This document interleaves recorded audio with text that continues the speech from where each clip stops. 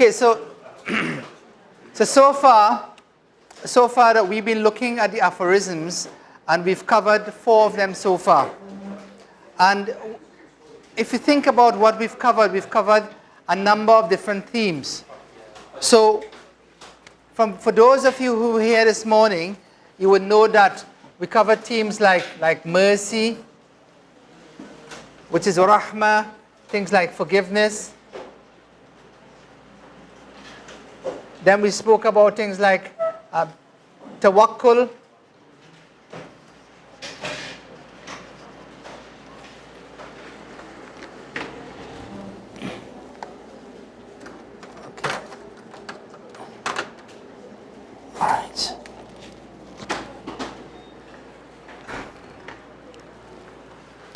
So we've looked at, and then the last time we looked at ikhlas, sincerity. Anything else can you think about?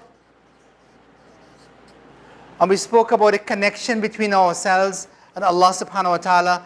And we did say that what we are about is that we are about to enter into a journey.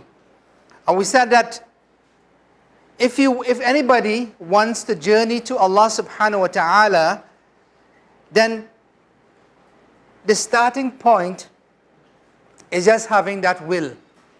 Once you have that will, you will find a way, and Allah will open the path and make it easy for you. And we said that this journey to Allah subhanahu wa ta'ala is a journey where it is not as though Allah is very far away and from us, but it is a journey where we are very close to Him, but where we are very far from Allah. So Allah is close to us, but we are far from Him. And we are in a sense trying to get back to that point where we are close to Allah subhanahu wa ta'ala. So we spoke about sincerity, and then we move on now. So the idea behind this session is for you to begin to engage directly with the Quran. And I have deliberately not put the translation or the ayat of the Quran there, because I want you to begin to engage with the Quran that you have with you, inshallah. So if we look now at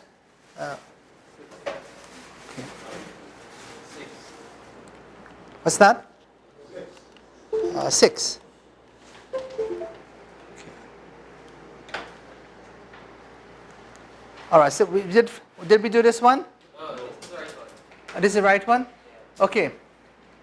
So we talked a little bit about this just now. So the aphorism is this.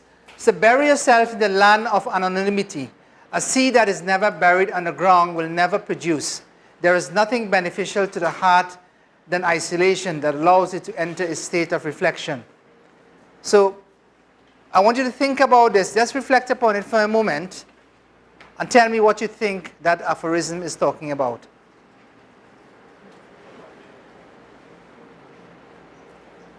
Okay, anyone? What's the first thing that comes to you? Abdul Ahad, what do you think comes to you? Bury yourself in the land of anonymity. Yeah? Continuation of ikhlas. Continuation of ikhlas. Yes. Because you become anonymous. Okay. So what does that mean? When you bury yourself, Yeah. forward, Yeah. then you can produce. Yeah. Yeah. So, because there are a lot of times that the I. Yeah. You have to get rid of the I. Yeah. Okay. I think Yeah. it reminds me of what our brother said yesterday when he asked if it was compulsory for us to go away to the cave. Yeah. Yeah. So I feel like it says that you can never actually truly discover something without that self-reflection and being away from everything else. Yeah. And Yeah. getting a chance to just look at ourselves. Yeah.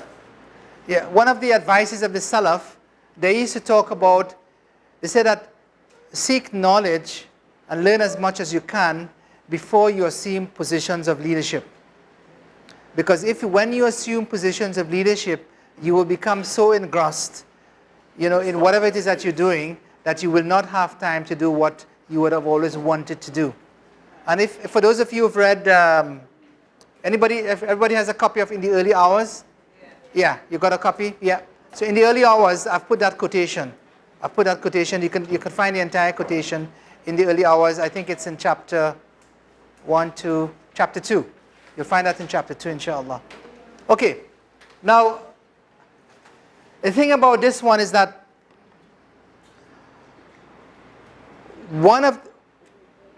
as Muslim leaders, we in a sense, we are meant to be different from the norm of leadership, the norm of other leaders.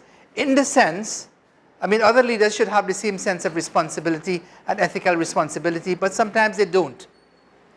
So you find that very often we look at people's skill in our everyday society and we say that, oh, he's very charismatic, or he has a PhD degree, therefore he will make the best minister of agriculture, for instance. Or he's very good and therefore he can serve this post. But he could be somebody who, who lives, his life is one where it is filled with all sorts of unethical things. But we don't look at the unethical aspects of his life. What we tend to do, we tend to massage and to cover those things up to the point whereby that part of his character is sort of hidden. Okay, so people look at, let's say we look at our friend called Donald Trump. What do you think about Donald Trump as a leader? Charismatic. Oh, charismatic leader, yeah? Yeah. Would you vote for him? Yeah, good. Charismatic leader. Yeah, of course. Okay. Okay. All right. Social media savvy, you said? Yes, of course. Social media savvy, okay. Okay. What else? Huh? Relatable, right? He is relatable, yeah. Are these good qualities? You said these are good characteristics, isn't it? Relatable, social media, yeah, okay, go ahead. You're going to end up voting Okay. Hitler was charismatic as well. Hitler was charismatic. Okay. Let's delete that bit. Hitler was charismatic as well. Stalin wasn't charismatic. I guess to get people to buy into Yeah. Stalin has to have some level. So when this society has reached such a very low level that we are so desperate for people to do the things that we want them to do, that we are willing to sacrifice ethics. We're willing to sacrifice, in a sense, our souls, what it is that we truly believe in. We're willing to say that, look, I know that you're racist as well, but but you will give me a job. You promise me a job, and I don't care about what else you say. If I get a job and my family, get what they need, then I'm good. That my vote is yours, isn't it? Yeah. But for the Muslim, it's different. We have a certain sense of high ethical life to live up to. But that life, the high level of ethics and behavior that we would like to show to the wider society, it is not something that we suddenly say, you know what, I'm thinking about running to be in Parliament next year. So you know what, I think from today, I'm going to go to the mosque and make sure I relate to all of my friends there. I'm going to wear, nice clothes. I'm going to try and meet. I'm going to show that I'm fasting in the month of Ramadan and that type of thing. But that is not what leadership. That is not what propels us into those positions.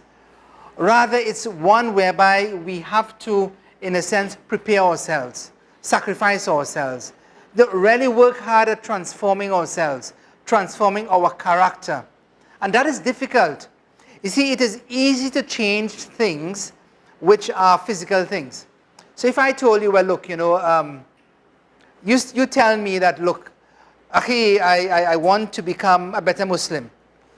And you say, well, look, so I say, well, look, to become a better Muslim, you need to start praying, and start praying regularly. And they say, yeah, I can do that. Okay, tick the box. And then I say, well, look, apart from prayer, you probably need to fast in the month of Ramadan. Try and develop that. Yeah, I can do that. Tick the box, okay? Then I said, well, look, what you need to do is that, you need to have a better relation with your family. You know, your family has always been complaining about you, that you're always angry with them, you don't spend time with them, and, you know, well, you know, there are problems in our home, you know, and you know, there's a reason, there's a rationale for how I behave and so on. But I'll see what I can do. Maybe I can make some changes there. And I say, well, you know that you're somebody who's angry all the time. Can you get rid of anger? You know, can you become less angry or learn to control your temper? Well, you know, people just, you know, what I see around me just sort of throws me off. So it becomes more and more difficult.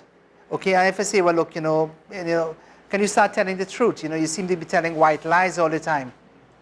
And this is why, you know, there was a companion who came to the Prophet ﷺ and he said, look, you know, I have all of these faults within me. You know, I don't do this and I don't do that, and I steal and I lie and this and that and so on. Steal, lie, I fornicate and that type of thing. So where should I start? Which one should I start with? So the Prophet ﷺ looked at him, and what do you think he told him?